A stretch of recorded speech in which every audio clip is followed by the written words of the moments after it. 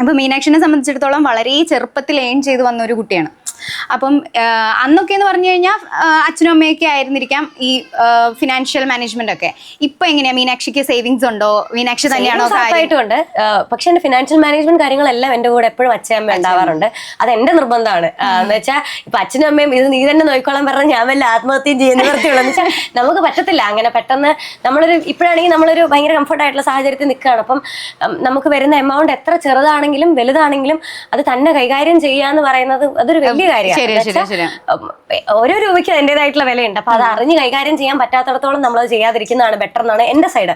എന്നുവെച്ചാൽ പക്ഷെ നമ്മളേതായിട്ടുള്ള അപ്പം എന്റെ അച്ഛൻ എനിക്കൊരു പ്രായം ഒരു 10-18 വയസ്സായി കഴിഞ്ഞപ്പം അച്ഛൻ തന്നെ എന്നോട് ഒന്ന് പറഞ്ഞു, അച്ഛൻ എന്നെ കുഞ്ഞാപ്പി എന്ന് വിളിക്കുന്നത്. കുഞ്ഞാപ്പി ഇനി നമ്മൾ കുറച്ചുകൂടെ പൈസ കൈകാര്യം ചെയ്യാനായിട്ട് പഠിക്കണം.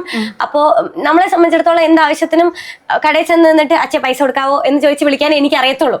അപ്പൊ അച്ഛൻ എന്നോട് ഒരു കുഞ്ഞു കുഞ്ഞു സേവിങ്സ് ആയിട്ട് വെക്കണം. ഇപ്പം ഞാൻ എല്ലാ പ്രാവശ്യം ഒരു 100 രൂപ വെച്ച് തരാം, നീ 100 രൂപ സേവ് ചെയ്ത് നോക്കാം, എന്തെങ്ങനെ പോകുന്നുണ്ട് നമുക്ക് നോക്കാം, എന്റെ അത് കുറച്ച് കൂട്ടി കുഞ്ഞത്ത് സേവ് ചെയ്ത് വെച്ച് നോക്ക് എന്നുള്ളത്. അപ്പം എനിക്ക് ഇപ്പം അത്യാവശ്യം ഞാനായിട്ട് സ്വന്തമായിട്ട് എനിക്ക് സേവ് ചെയ്യാൻ പറ്റുന്നുണ്ട്. എനിക്ക് കിട്ടുന്ന കുഞ്ഞു കുഞ്ഞു വളരെ 5 രൂപയാണേലും 10 രൂപയാണേലും അത് എടുത്ത് ചെലവാക്കാതെ എടുത്ത് വെക്കാനുള്ള ഒരു മാനസികാവസ്ഥ ഉണ്ടാക്കിയെടുക്കുക എന്നുള്ളതാണ് വലിയ കാര്യം. അപ്പം നമുക്ക് കിട്ടുന്ന പൈസ ഇപ്പൊ തികയുന്നില്ല, നമ്മുടെ ആവശ്യങ്ങൾക്ക് ഉണ്ടെന്നുണ്ടെങ്കിൽ അതൊരു സേവിങ്സിലേക്ക് അപ്പൊ വരില്ല. പക്ഷെ അല്ല, നമുക്ക് കിട്ടുന്ന പൈസ നമ്മുടെ ആവശ്യങ്ങൾ കഴിഞ്ഞിട്ട് മിച്ചമാണെന്നുണ്ടെങ്കിൽ അത് സേവ് ചെയ്ത് വെക്കാൻ പഠിക്കുക എന്നുള്ളത് വലിയൊരു കാര്യമാണ്. ഫിനാൻഷ്യൽ മാനേജ്മെന്റ് എന്ന് പറയുന്നത് വലിയൊരു കാര്യമാണ്. അതെന്റെ അച്ഛന് വളരെ കൃത്യമായിട്ട്, അച്ഛൻ കൊമേഴ്സിന്റെ സാറായിരുന്നു. അപ്പൊ അച്ഛന് വളരെ കൃത്യമായിട്ട് പഠിപ്പിക്കാൻ പറ്റുന്ന ഒരാളാണ്. അപ്പം ഞാൻ സേവ് ചെയ്യാൻ തുടങ്ങുന്ന സമയത്ത് എന്റെ അച്ഛന് ആദ്യം പറഞ്ഞത്, നീ ഒന്നില്ലെങ്കിൽ മ്യൂച്വൽ ഫണ്ടിലേക്ക് ഇൻവെസ്റ്റ് ചെയ്യണം, അല്ലെങ്കിൽ ക്രിപ്റ്റോ കറൻസികളെ പറ്റി പഠിക്കണം, എന്നിട്ട് അതിൽ ഇൻവെസ്റ്റ് ചെയ്യുക എന്നുള്ളതായിരുന്നു. അതിൽ വളരെ കൃത്യമായിട്ട് ഇൻവെസ്റ്റ് ചെയ്യുക എന്നുള്ളതായിരുന്നു. ഞങ്ങൾ അതൊക്കെ പഠിച്ച് മുന്നോട്ട് പോകുന്ന ആൾക്കാരാണ്. ഇപ്പൊ തുടങ്ങിയിട്ടേ ഉള്ളൂ.